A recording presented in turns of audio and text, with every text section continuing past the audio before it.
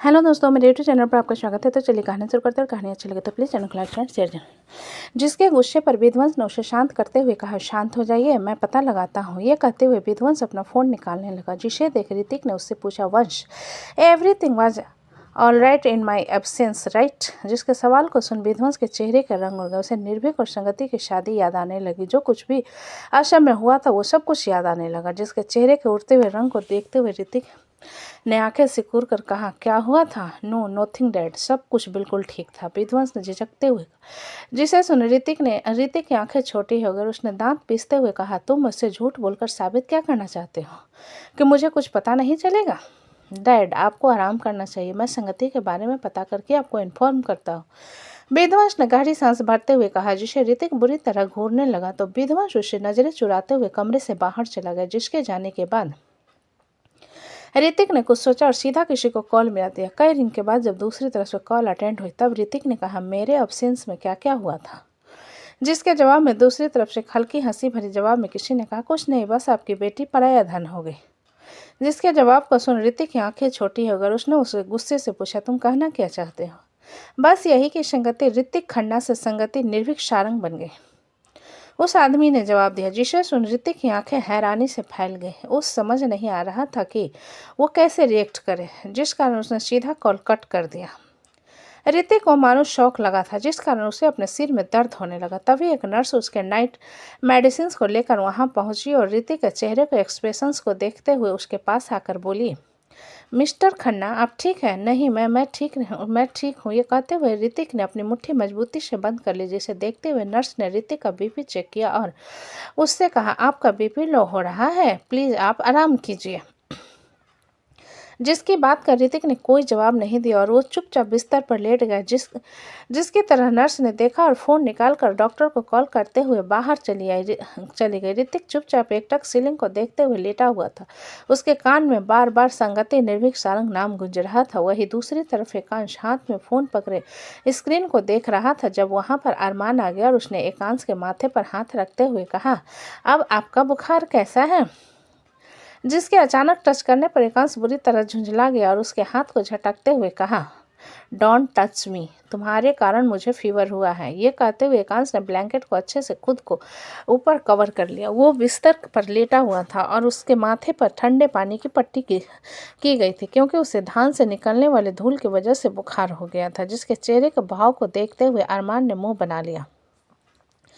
जब मौली वहां पर हाथ में एक कप पकड़े बेडरूम में आई और एकांश से बोली, ये काढ़ा पी लीजिए। जिसे देखते हुए एकांश ने बुरा सा मुंह बनाकर कहा, मैं नहीं पीऊंगा, ये कितना कड़वा होता है। जिसकी बात सुन मौली ने थोड़ी स्ट्रिक्ट लहजे में एकांश के पास आकर कहा, मुझे और भी काम है, मैं दिन भर आपके नखरे नहीं झेल सकती, इसलिए आप चुपचाप पी लीजिए।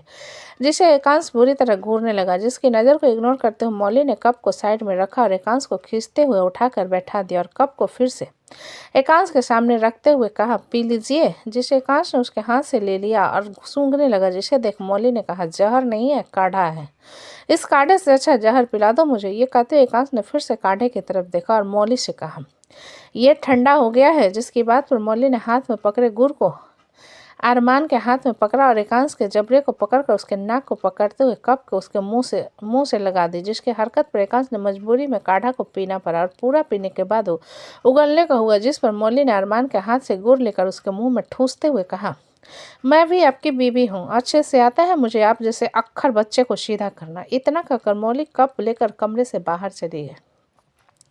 जिसके जाने के बाद एकांश अपना सिर हिलाते हुए, चलो तुम घर जाकर सबसे पहले तुम्हारे खिलाफ फॉक्सी को सुपारी दूंगा। अरमान एकांश की बात सुनते हुए, मैंने पहली बार मौली को ऐसा देखा, शायद आपने कुछ ज़्यादा ही इरिटेट कर दिया है उसे। तुम तो अपना मुंह बंद करके रखो और निकलो यहाँ से। इतना कहकर एकांश गुड़ को खाते हुए फिर से लेट गया। जिसे अरमान ने मुंह बनाकर देखा और कमरे से बाहर चला गया। एकांश मौली के जाने के बाद कुछ सोचने लगा। वो बड़ी गहरी सोच में खोया हुआ था। वहीं इंडिया से कोसों दूर लॉस एंजल्स में एक वक्त दैविक अपने स्टूडियो रूम से बाहर निकला तो उसकी नज़र सीधा अपने बेडरूम के सामने वाले कमरे के खिड़की पर चली। वो पहले से काफ़ी ज़्यादा नॉर्मल हो गया था, क्योंकि इंडिया से आने के बाद उसमें काफ़ी ज़्यादा चेंज आए थे, जिस कारण उसने खिड़की की तरफ देखा और बालकनी की तरफ आते हुए खिड़की के पास आकर उसने खिड़की को खटखटाया। खटखटाया। कुछ देर बाद इस लड़की ने खिड़की का दरवाज़ा खोला और दैविक को देख चौंकते हुए कहा, तुम यहाँ? हम 15 दिन पहले जो बदतमीजी की थी उसके लिए आई एम सॉरी। शायद नशे से बाहर आ गए इसलिए सॉरी कहना भी आ गया, उस लड़के ने कटाक्ष भरे लहजे में कहा, जिसकी बात पर दैविक ने अपना सिर हिलाते हुए कहा, शायद हाँ। Bye the way good morning. जिसे सुन वह लड़की थोड़ी कंफ्यूज हुई तो दैविक वहाँ से जाने लगा। जिसे देखते उस लड़की ने कहा, hey good morning, have a beautiful day. जिसकी बात सुन दैविक ने अपना सिर हिला दिया तो उस लड़की ने फिर से कहा, Devi my name is Rose. Rose you mean. ये कहते हुए दैविक ने कहने की कोशिश की, जिस पर रोज ने उसकी बात को बीच में काटते हुए, nope, I am ordinary girl Rose by the way. Bye bye. मुझे कॉलेज जाना है। तुम कॉलेज में पढ़ रही हो? दैविक ने पूछा, जिस पर रोज ने अपना सिर हिलाते हुए कहा, हाँ। ये कहते उसने अपनी यूनिवर्सिटी का नाम बताया, जिसे सुन दैविक ने चौंकते हुए कहा, मैं भी उसी यूनिवर्सिटी में अपनी पीएचडी कर रहा हूँ, लेकिन आज से पहले मैंने तुम्हें वहाँ कभी नहीं देखा। तुमने तो मुझे कभी नहीं देखा, लेकिन मैंने तुम्हें 1000 बार देखा। शुभ बाय। इतना कहकर रोज ने विंडो बंद कर दिया और दैविक उसकी बात सुन कंफ्यूजन में बस विंडो को देखता रहा। फिर अपने ख्याल को झटकते हुए अपने कमरे के अंदर चला आया। वहीं दूसरी तरफ राशि अपने घर वालों के साथ ब्रेकफास्ट के लिए बैठे हुए थे, लेकिन उसका मुंह उतरा हुआ था। जिसे देखते हुए मीरा ने राशि से कहा, तुमने किससे कहा था कि अब मन्नू से झगड़ा होने के लिए अब यहाँ आकर लौके की तरह मुंह लटका कर बैठे हो? मॉम, उस बेवकूफ़ ने कहा कि वो मुझे कभी अपना दोस्त समझता ही नहीं है। मैं ही बेवकूफ़ थी जो उसे अपना दोस्त समझ रही थी। राशि ने आंखें रोल करते हुए कहा, जिस पर मीरा ने राशि के हाथ पर हाथ रखते हुए कहा, हम इंडिया चल रहे हैं। व्हाट? इंडिया? अचानक फिर से क्यों? राशि ने चौंकते हुए पूछा, जिसके जवाब में कशिश ने मुस्कुराते हुए कहा, तुम्हारी सगाई के लिए। सगाई? मेरी सगाई? किसके साथ और कब? राशि ने चौंकते हुए पूछा, जिस पर कशिश ने आंखें चढ़ाते हुए कहा, ये तो पहले ही तय हो गई थी कि तुम्हारी शादी आयुष्मान चौधरी के साथ होगी। क्या? मुझे लगा था आप लोग बस ऐसे ही कह रहे हो। राशि ने हैरान होते हुए कहा, जिसे सुन मीरा ने आईब्रो चढ़ाते हुए पूछा, तुम्हें लगता है हम बस यूं ही बकवास करते रहते हैं? नहीं, लेकिन जिसकी बात पूरी होने से पहले कशिश ने कहा, मैंने रिश्ता तय कर दिया और तुम्हारी सगाई का कार्ड भी बन गया है, इसलिए शाम को निकलने की तैयारी करो। डैड, मैं किसी और को पसंद करती हूँ, राशि ने धीरे से कहा। जिसकी बात सुन मीरा और कशिश एक दूसरे को देखने लगे और कशिश ने आंखें छोटी कर, लेकिन तुमने तो पहले कभी नहीं कहा कि तुम किसी को डेट कर रही हो। हाँ, कुछ दिन पहले ये शुरू हुआ है, मैं आपको बताने वाले थे, लेकिन जिसकी बात बीच में काटते हुए मीरा ने कहा, कुछ दिन की बात है, भूल जाओगे। शादी फिक्स हो चुकी है, बात खत्म। लेकिन ऐसे कैसे? मेरी पूरी लाइफ का सवाल है, जिसका फैसला मैं करूँगी, आप लोग नहीं, राशि ने गुस्से से कहा। जिसकी बात सुन मीरा ने आंखें चढ़ाते हुए पूछा, तुम्हारी लाइफ के सारे फैसले तुमने खुद लिए हैं, ये फैसला हमारा होगा, इसलिए चुप रहो। राशि मीरा की बात सुन गुस्से से उसे घूरने के बाद अपने पैर पटकते हुए नाश्ता वहीं छोड़ अपने कमरे की तरफ चली, जिसे कशिश और मीरा ने जाते हुए देखा और अपना सिर हिला दिया। वहीं राशि अपने बेडरूम में पहुंचकर अपना हाथ बिस्तर पर मारते हुए चला, what the hell is going on? आखिर मेरे पेरेंट्स को हो क्या गया है? ये कहते हुए राशि का चेहरा बुरी तरह लटक गया। उसे फिर से अभिमन्यु की याद आने लगी, जिस कारण उसने अपना फ़ोन उठाया और अभिमन्यु को कॉल मिला दी। कुछ रिंग के बाद दूसरी तरफ से अभिमन्यु ने कॉल अटेंड करते हुए कहा, कहो। जिसकी रूढ़ आवाज़ को सुन राशि ने चीढ़ते हुए कहा, मैं किसी और से सगाई कर रही हूँ। इंडिया में तुम्हें इनवाइट करने के लिए कॉल किया है। तुम भले ही दोस्त ना समझो, लेकिन मैं तुम्हें दोस्त समझती थी। राशि अभी कह रही थी, उसके फ़ोन पर टी की आवाज़ आई। उसने देखा अभिमन्यु ने कॉल कट कर दिया था, जिसे देख राशि का गुस्सा परवान चढ़ गया और उसने फिर से अभिमन्यु को कॉल मिला दिया। जब दूसरी तरफ से अभिमन्यु ने कॉल अटेंड करते हुए कहा, बकवास करना है तो कल कॉल मत करो मुझे।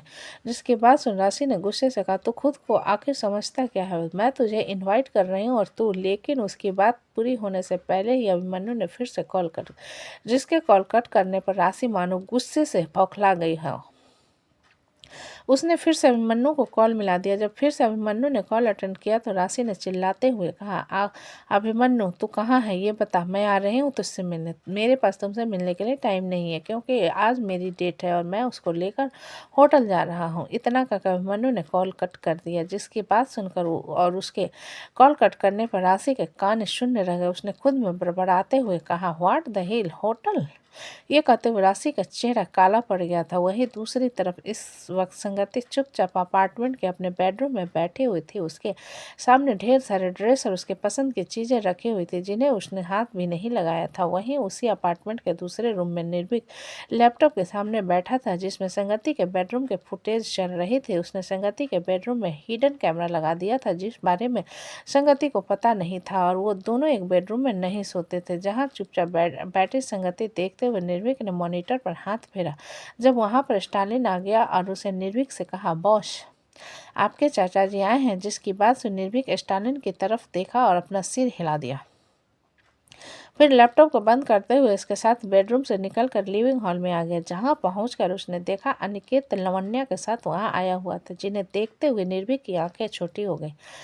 जिसके चेहरे के बदलते तेवर को देखते हुए अनिकेत ने कहा, निर्भीक जो कुछ भी सालों पहले हुआ वो भूल जाओ। करेक्ट, अगर ना भूला होता तो अभी तक आपकी बीबी की लाश यहाँ जमीन पर पड़ी होती। निर्भीक ने बिना किसी भाव के कहा। जिसकी बात सुनकर लवण्या ने हल्के घबराहट में निर्भीक की तरफ देखा। तब निर्भीक ने एक बार फिर कहा, अपनी खुद की भतीजी को स्मगलर्स के हाथों भिजवा कर साबित कर दिया कि तुम कभी उसकी सगी बुआ नहीं हो सकती। सौतेला सौतेला ही होता है। निर्भीक की बातों को सुनते हुए लवण्या का खून सूखने को आ गया था जिस कारण वो अनिकेत के पीछे खड़ी हुई थी। जिसे एक नज़र देखने के बाद निर्भीक ने अनिकेत से कहा, बाय द वे आप लोग यहाँ क्या करने आए हो?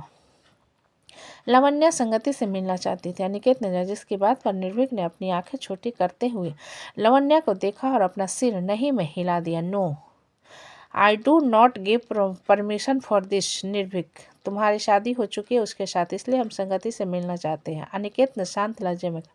जिसकी जिद को देखते हुए निर्भीक ने अपनी आंखें छोटी करते हुए अनिकेत और लवण्या को घूरा तो एक पल के लिए दोनों घबरा गए। जिसके चेहरे को घबराहट को देखते हुए निर्भीक ने अपने एक एक शब्द पर जोर देते हुए कहा, गेट लॉस्ट फ्रॉम हेयर। जिससे सुन लवण्या और अनिकेत एक दूसरे को देखने लगे। जब उनका फोन बजा, लवण्या ने फोन को अटेंड किया। तब दूसरी तरफ से उसके बेटे सुहास ने कहा, मॉम यहाँ कुछ अंकल आए हैं, आपसे मिलना चाहते हैं। जिसकी बात सुन लवण्या ने ओके कहकर कॉल कट कर दिया और अनिकेत के साथ वहां से निकल गई। जिनके जाने के बाद संगति कमरे से निकलकर लिविंग हॉल में आई और निर्भीक को एक नज़र देखने के बाद किचन की तरफ चली गई। जिससे जाता हुआ देख निर्भीक ने स्टालिन की तरफ देखा तो स्टालिन वहां से चला गया और निर्भीक संगति के पीछे किचन की तरफ चला आया।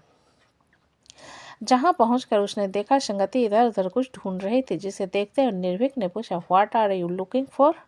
सम मोमेंट्स ऑफ पेस। संगति ने बिना निर्भीक की तरफ देखे उसी तरह ढूंढते हुए जवाब। जिसके जवाब को सुन निर्भीक ने होठों पर तिरछी मुस्कान लेकर कहा, मैं तुम्हें कई तरह से सुकून के पल दे सकता हूँ। सबसे पहले तुम्हें गले लगाकर 69 की पोजीशन में 69 की पोजीशन में तुम गलत जगह पर ट्राई कर रहे हो, संगति ने बीच में कहा। जिसकी बात सुन निर्भीक ने अपना सिर नहीं में हिला दिया। माई वे नॉट, मैं बिल्कुल सही जगह पर ट्राई कर रहा हूँ। ये कहते हुए निर्भीक संगति को कमर से पकड़ने के लिए उसकी तरफ आया। उससे पहले संगति ने नाइफ बॉक्स के एक चाकू निकाल निर्भीक के गले पर रखते हुए कहा, तुम्हारी जान ले लूंगी मैं। जिसकी हरकत पर निर्भीक के कदम रुक गए और उसने नजरें झुकाकर संगति को देखते हुए कहा, okay I am ready, just kill me, you are a such a इंसान। ये कहते हुए संगति ने चाकू नीचे रख दिया। जिस पर निर्भीक ने उसे अपनी बाहों में भरते हुए कहा, hey only for love, fuck off, just stay away from me. ये कहते हुए संगति निर्भीक को दूर करने लगे। जिस पर निर्भीक ने संगति को क्रॉप टॉप के कारण दिख रहे उसके पतले कमर पर अपनी पकड़ मजबूत करते हुए उसके अपने और नजदीक लाकर कहा, hey Daisy, don't be hard on me. तुम्हें नहीं पता, लेकिन जिस दिन मुझे पता चलेगा कि मेरे डैड का तुम्हारी मॉम के डेट में कोई हाथ नहीं था, then I will kill you that day. Sangati ने निर्भीक की आंखों में आंखें डालकर जिसकी आंखों को देखकर निर्भीक हल्का सा मुस्कुरा दिया।